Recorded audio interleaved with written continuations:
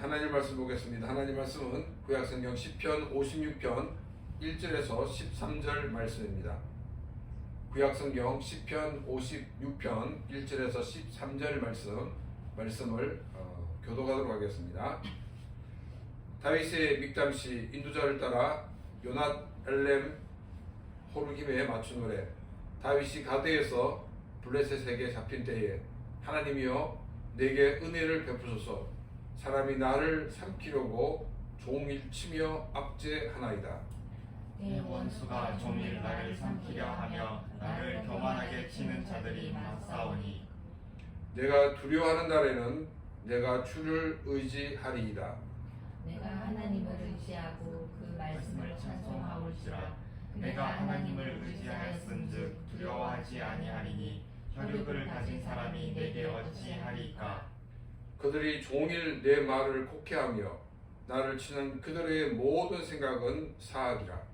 그들이 내 생명을 엿보았던 것과 같이 또 모여 숨어 내 발자취를 지켜보나이다. 그들이 악을 행하고야 안전하오리까. 하나님이여 분노하사 뭇 백성을 낮추소서. 나의 유리함을 주께서 계수하였사오니 나의 눈물을 주의 병에 담으소서. 이것이 주의 책에 기록되지 아니하였나이까. 내가 아뢰는 날에 내 원수들이 물러가리니 이것으로 하나님이 내 편이심을 내가 아나이다. 내가 하나님을 의지하여 그의 말씀을 찬송하며 여호와를 의지하여 그의 말씀을 찬송하리이다. 내가 하나님을 의지하였은즉 두려워하지 아니하리니 사람이 내게 어찌 하리이까. 하나님이여 내가 주께 서원함이 있사온즉 내가 감사제를 주께 드리리니. 같이 읽겠습니다. 주께서 내 생명을 사망에서 건지셨습니다. 주께서 나와 하나님 앞 생명의 빛에 다니게 하시려고 실족하지 아니하게 하지 아니하셨나이까. 아멘. 우리는 지난주에 우리의 인생에는 많은 어려움이 찾아오고 그 문제를 어떻게 해결할 수 있는가에 대해서 시편을 통해 우리에게 말씀하고 있다라고 말씀을 드렸습니다. 우리의 인생에서 만나는 어려움은 자신의 잘못으로 얻어지는 것이 대부분입니다. 그런데 이 어려움은 하나님 나라에 상은 없다는 것입니다. 그러나 우리가 이러한 우리의 실수를 통해서 자신을 고쳐 나간다면 당장에는 하나님 나라의 상은 없지만 자신이 더욱 성장하고 성숙하는 그런 기회가 될 것입니다. 이 성장과 성숙을 통해 더 말씀 가운데 살게 될 때 결국 하나님으로부터 상을 받게 될 것입니다. 그렇기 때문에 크리스찬이 당하는 어려움은 자신의 잘못으로 인한 어려움이라고 할지라도 자신에게 유익이 되고 또한 하나님께 영광이 될 수가 있는 것입니다. 어려움을 만날 때 한탄하기보다는 이것을 기회로 삼아 더 성숙하고 성장하는 기회가 되시기를 바랍니다. 시편 56편은 다윗이 잘못을 행했기 때문에 당하는 어려움이 아니었습니다. 이 권력 서열 1인자가 계속적으로 권력을 쥐려하기 때문에 그 1인자로부터 이 어려움을 당하였습니다. 또한 권력 2인자의 자리를 노리는 많은 사람들 때문에 어려움을 당할 위험에 직면하였고 그 어려움을 벗어나기 위해서 미친 사람처럼 행동하여서 위기에서 빠져나올 수가 있었습니다. 1인자의 자리를 지키려고 하는 사람이나 또한 2인자의 자리를 노리는 사람, 이 두 부류 다 힘의 차이는 있지만 모두가 힘을 가진 사람들입니다. 힘을 가진 사람들 앞에서는 우리들은 어떠한 자세를 가져야 될지, 우리가 힘에 굴복하지 않고 또 힘의 피해를 받지 않고 이길 수 있는 방법이 무엇인가, 오늘 이 말씀을 통해서 함께 여러분들 그 생각을 해보고자 합니다. 먼저 1절 말씀입니다. 하나님이여 내게 은혜를 베푸소서. 사람이 나를 삼키려 하고 종일 치며 압제하나이다. 다윗은 이 어려움을 만나게 되었을 때 하나님의 은혜를 베풀어 달라고 기도하고 있습니다. 다윗은 인생에서 승리할 수 있는 비결이 무엇인지를 알고 있었습니다. 우리의 인생에서 승리할 수 있는 것은 하나님의 은혜가 임하는 것입니다. 믿음의 사람으로 믿음을 지키며 또한 승리할 수 있는 것은 하나님의 은혜가 임해야 하고 또한 하나님의 은혜가 우리에게 머물러 있어야 하는 것입니다. 눈앞에 보이는 어려움이 문제가 아니라 우리에게 하나님의 은혜가 임하지 않는 것이 문제이며 이것이야말로 진짜 어려움인 것입니다. 어려움이 있어도 우리에게 하나님의 은혜가 있다면 우리들은 하나님의 사람으로 더 성장하고 성숙할 수 있는 계기가 될 수가 있습니다. 또 반면에 이 어려움은 없지만은 하나님의 은혜가 없다면 그 사람은 나락으로 떨어지는 그런 삶을 살게 될 것입니다. 회복하지 못하는 삶을 살게 될 것입니다. 우리는 어려움을 만날 때 어려움을 벗어날 수 있는 것은 하나님의 은혜가 임해야 합니다. 그래서 항상 하나님의 은혜를 구하는 삶이 되어야 합니다. 그런데 이 어려움을 만나면 은혜를 구하기보다는 원망과 불평밖에 나오지 않습니다. 왜냐하면 어려움이 없으면 이 대부분의 많은 사람들은 하나님의 은혜를 구하는 삶을 살지 않기 때문입니다. 어려움을 만날 때만이 아니라 우리가 평안하다고 느낄 그때도 우리는 하나님의 은혜를 구하고 그 은혜 가운데 사는 삶이 되어야 하는 것입니다. 어려움을 만났을 때 은혜를 구할 수 있는 것은 어려움이 없을 때에도 하나님의 은혜 가운데 사는 사람만이 가능한 것입니다. 어려움이 없을 때 하나님의 은혜를 생각하지 않은 사람들은 어려움을 만나게 되었을 때 하나님의 은혜를 구하기보다는 원망과 불평이 먼저 터져 나오게 됩니다. 왜냐하면 자신이 당하는 이 어려움으로 자신이 가지고 있는 모든 것을 잃어버릴 것 같은 그런 마음이 들기 때문입니다. 하나님의 은혜 가운데 사는 사람들은 지금까지 하나님의 은혜로 살고 있기에 또 하나님이 어떤 분인가를 경험하고 있습니다. 자신이 누리는 평안도 하나님의 은혜이며 그 은혜를 주시는 하나님은 전지전능하신 분인 것을 경험하고 있습니다. 꼭 위기를 통해서만이 아니라 이 어려움이 없을 때에도 하나님의 풍성함과 하나님의 능력 가운데 살고 있게 됩니다. 그래서 위기를 만나게 될 때 이 위기를 보는 시각이 은혜 가운데 살지 않는 사람과는 전혀 다른 시각을 가지는 것을 우리는 보게 됩니다. 다윗은 자신을 삼키려고 치고 압제하는 존재를 사람이라는 단어로 표현을 하고 있습니다. 서두에서 언급한 것 같이 자신을 위협하는 사람들은 이스라엘에서는 2인자의 자리를 지키려는 사람으로부터 오는 것이었습니다. 또 이스라엘 밖에서는 2인자의 자리를 노리는 사람들로부터 오는 위협이었습니다. 힘을 가진 사람들이었지만 다윗은 사람이라는 단어를 사용함으로써 하나님과 대조를 시키고 있습니다. 하나님과 사람은 비교가 되지 않는 그런 존재입니다. 비교가 안 되는 이 존재라는 것을 더욱 부각시키기 위해서 이 사람이라는 단어를 이 아담이라는 단어를 사용하지 않고 의도적으로 에노시라는 단어를 사용하고 있다고 합니다. 왜냐하면 이 에노시라는 이 단어는 약하다라는 그런 뜻이 담겨있기 때문입니다. 그래서 창조주이시며 전능자이신 하나님의 은혜로 살고 있는 나를 피조물인 연약한 인간이 괴롭히고 있다라고 자신을 괴롭히는 존재를 평가하고 있습니다. 이절은 이 자신을 공격하는 존재가 얼마나 많으며 얼마나 지속적으로 공격하고 있는가를 설명하고 있습니다. 3절입니다. 내가 두려워하는 날에는 내가 주를 의지하리이다. 다윗은 자신이 당하는 그 상황을 두려운 날이라고 표현을 하고 있습니다. 어려움을 만나게 되었을 때 우리는 자신의 결정과 또한 결단이 필요합니다. 만일 결정이 잘못되고 또한 결단이 이 골든타임을 놓쳐버리게 되면 모든 일이 올 수 있기 때문에 다윗은 두려운 날이라고 표현을 하고 있습니다. 위기가 기회가 될 수도 있지만은 반면 완전히 망할 수도 있다는 것입니다. 그래서 우리는 위기를 만날 때 더 많이 기도가 필요하다는 것입니다. 어려운 일을 만날 때마다 다윗은 주를 의지할 것이라고 고백을 하고 있습니다. 자신을 괴롭히는 사람은 아무리 강해도 하나님과 비교가 되는 그런 존재가 아니라는 것입니다. 그렇다고 자신의 힘으로 감당할 수 있는 존재는 아니라는 것입니다.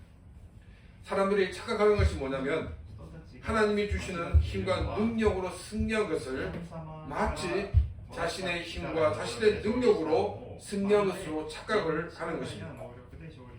우리가 잘 알고 있는 이 아이성의 전투에 대해서 다시 한번 생각을 해보도록 하겠습니다. 이스라엘 백성들이 이 광야에서 살다가 이제 요단강을 건너서 가나안 땅으로 들어오게 되었습니다. 이 요단강을 건너서 제일 처음 마주친 곳이 여리고라는 그런 성이었습니다.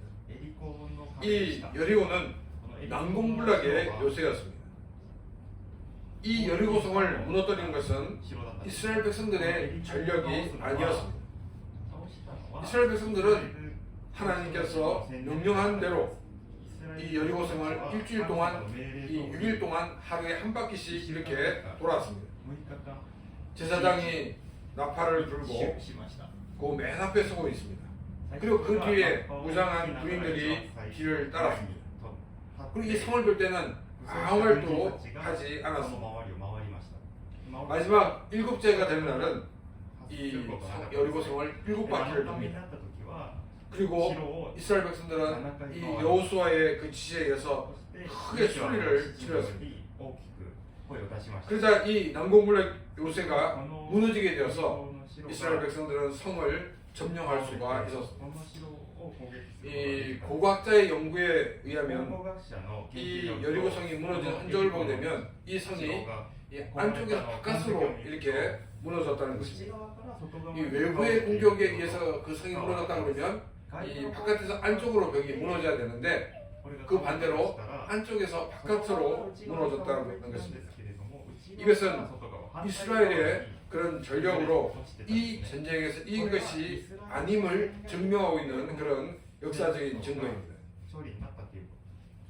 이제 여리고성에서 승리한 이스라엘 백성들은 그 다음 성으로 아이성을 이제 지목하였습니다.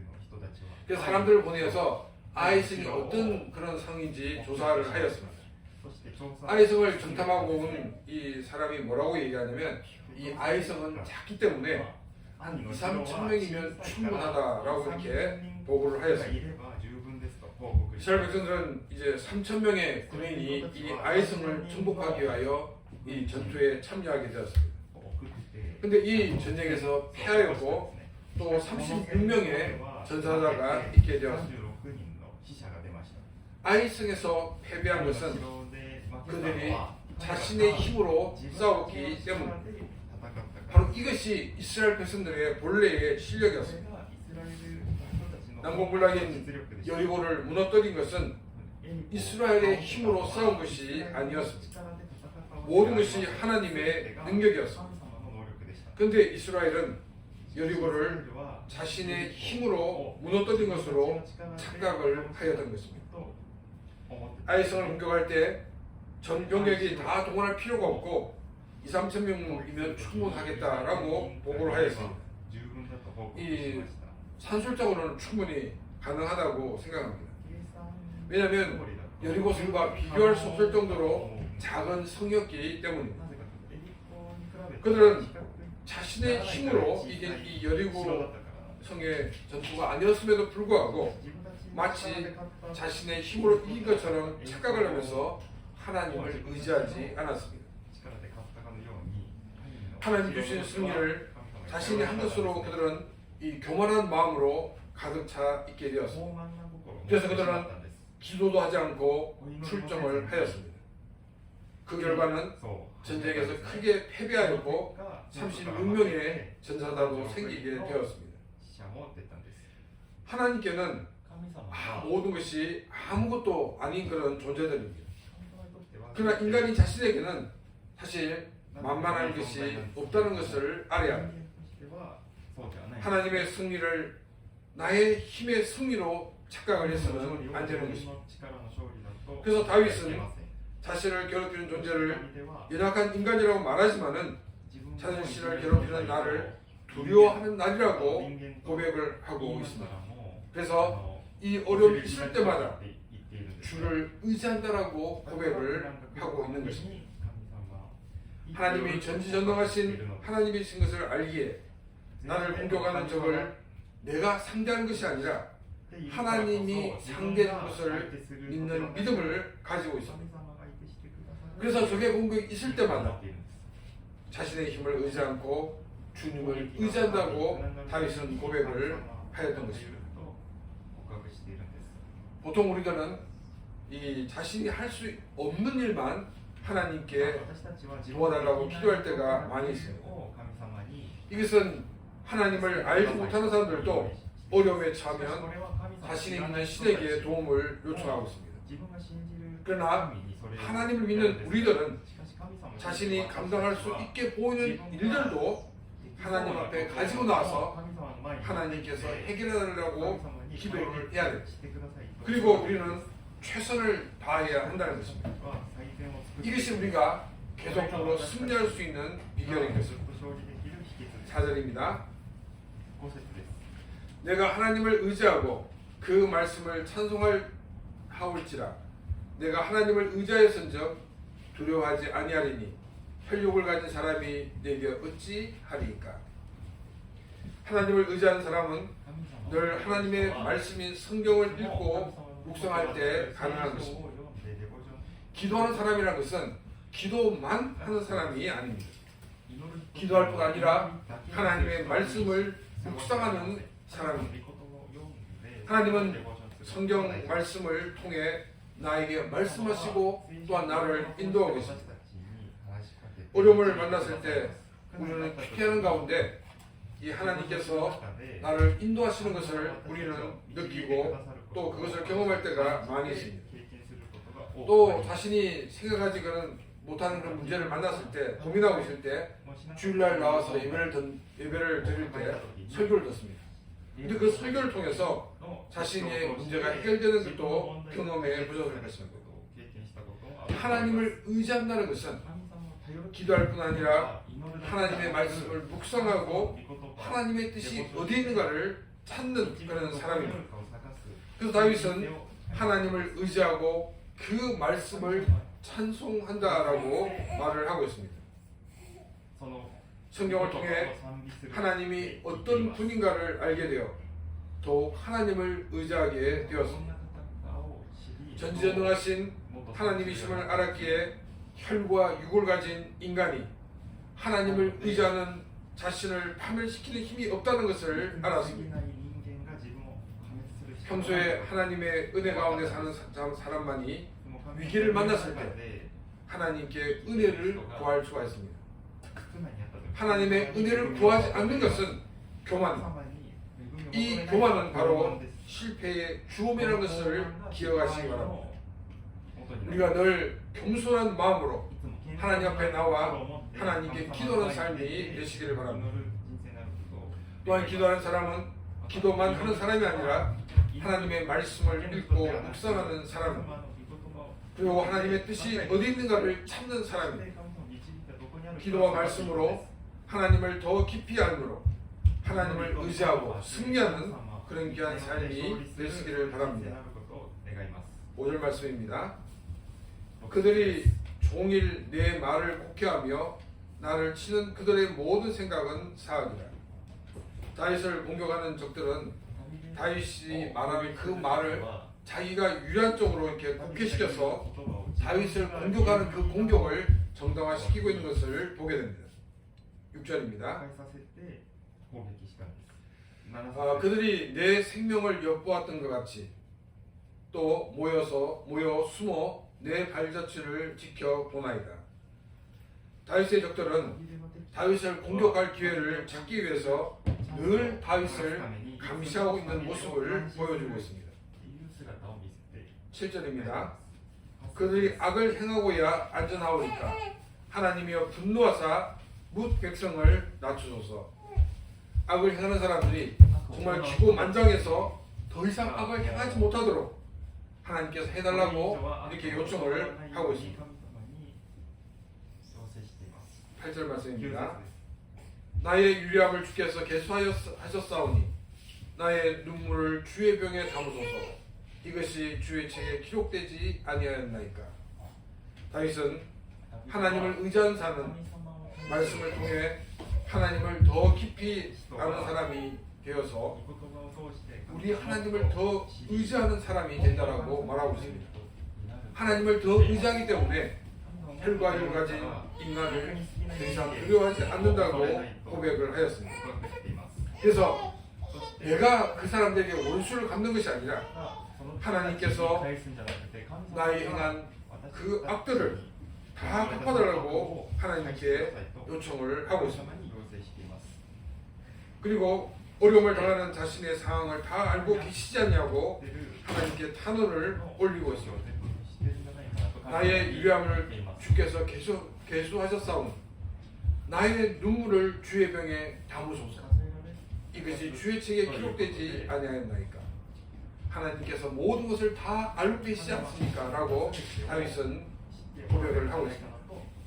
9절입니다.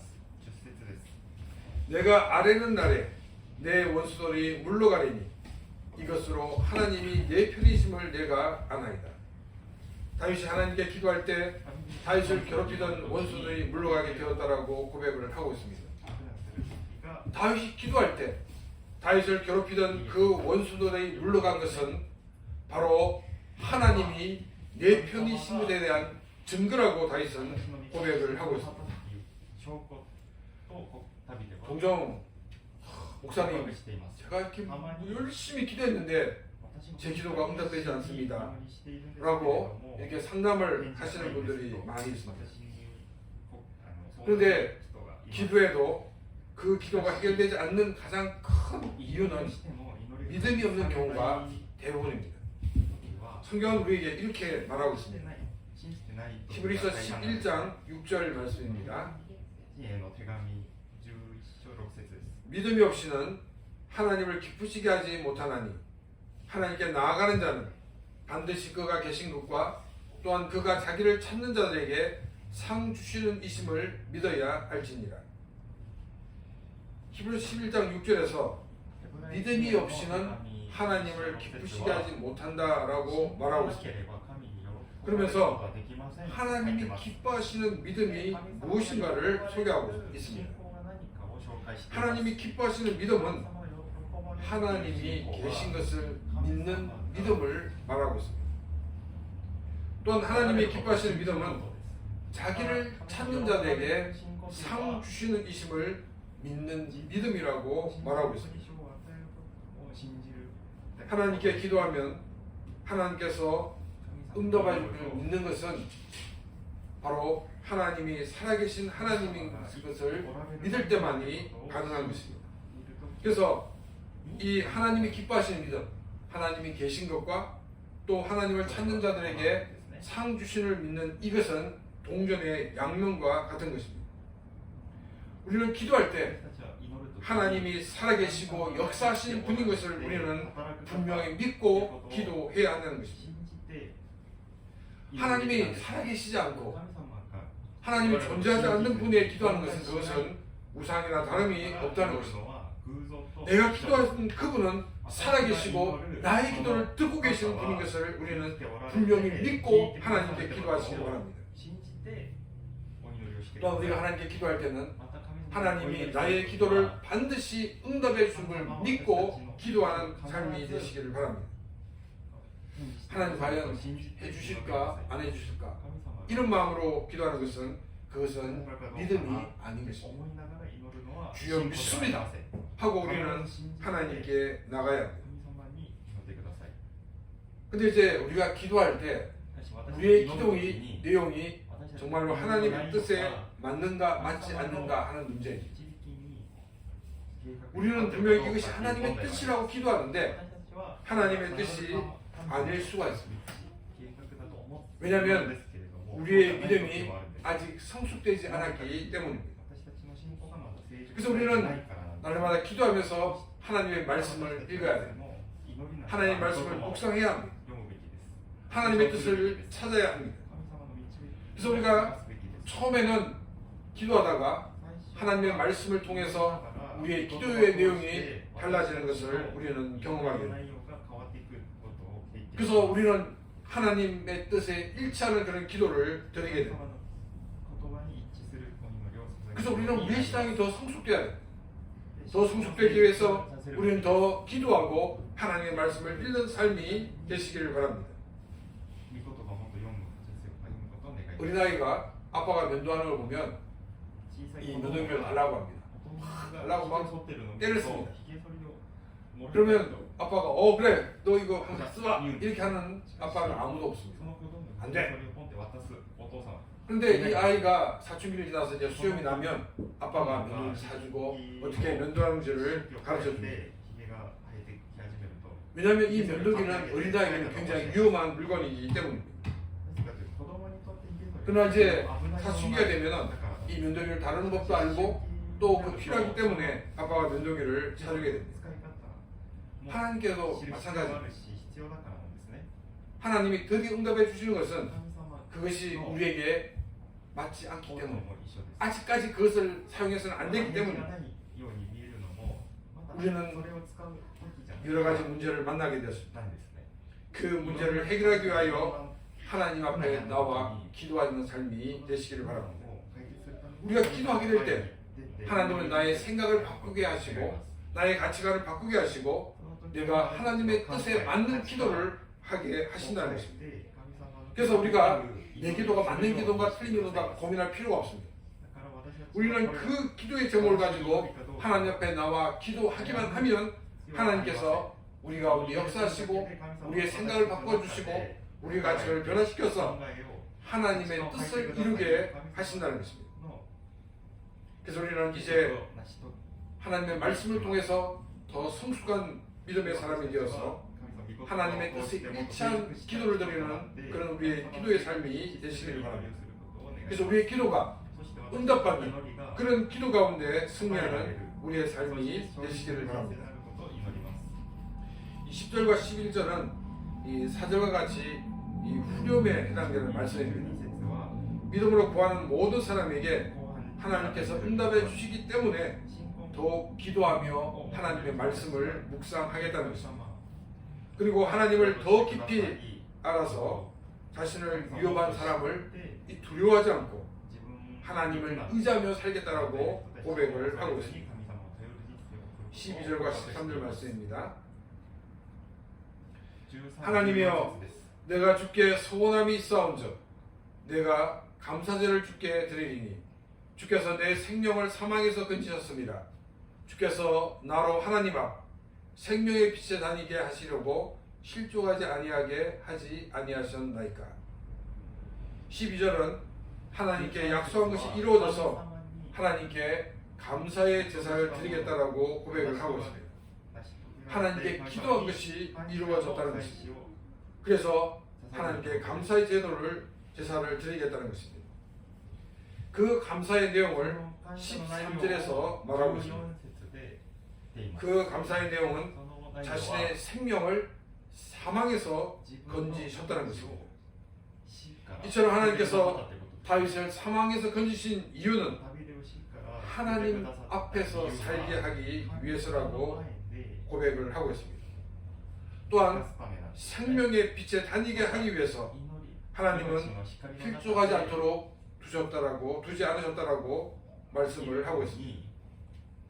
기도하는 자라면 이미 하나님으로부터 기도 응답을 받은 사람들입니다. 기도 응답을 받은 사람들은 더욱 하나님 앞에서 살아가야 합니다. 또한 생명의 빛 가운데서 살면서 이 세상에 빛으로 살아가야 합니다. 이것이 고난을 만난 또 고난을 위해 기도하는 사람의 삶이 되어야 한다는 것입니다. 왜냐하면 우리는 기도 응답을 받을 것이기 때문입니다.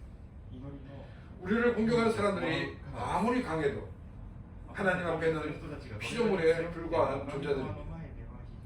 사람들을 두려워하지 마시기 바랍니다. 권력을 두려워하지 마시기 바랍니다. 우리는 천지 만물을 지으신 하나님의 은혜로 살아가는 사람들입니다. 늘 겸손히 하나님의 은혜를 구하고 그 은혜 가운데 사는 삶이 되시기를 바랍니다. 또 늘 기도하고 또 하나님의 말씀을 통해서 하나님의 뜻을 찾는 삶이 되시기를 바랍니다. 그래서 우리가 위기를 만날 때마다 은혜를 구하고 또 위기를 만날 때마다 더 하나님 앞으로 나오는 그런 귀한 삶이 되시기를 바랍니다. 하나님께서 나의 기도를 응답해 주시는 것은 하나님이 내 편이시라는 증거입니다. 이제 우리는 불안해하거나 염려하지 마시기 바랍니다. 하나님 앞에 나오시기 바랍니다. 하나님께 기도하시기 바랍니다. 이제 우리는 기도하는 자로서 이미 기도 응답받음을 믿는 삶이 되시기를 바랍니다. 그래서 이제 우리는 하나님 앞에서 사는 삶이 되어야 하는 것입니다. 또 우리는 세상에 빛의 역할을 하는 그런 귀한 삶이 되시기를 바랍니다. 그래서 어두운 세상을 비춰서 많은 사람들을 주님께 인도하는 그런 귀한 삶이 되시기를 주님의 이름으로 축원합니다. 이 시간 오늘 말씀을 생각하며 같이 기도드리겠습니다.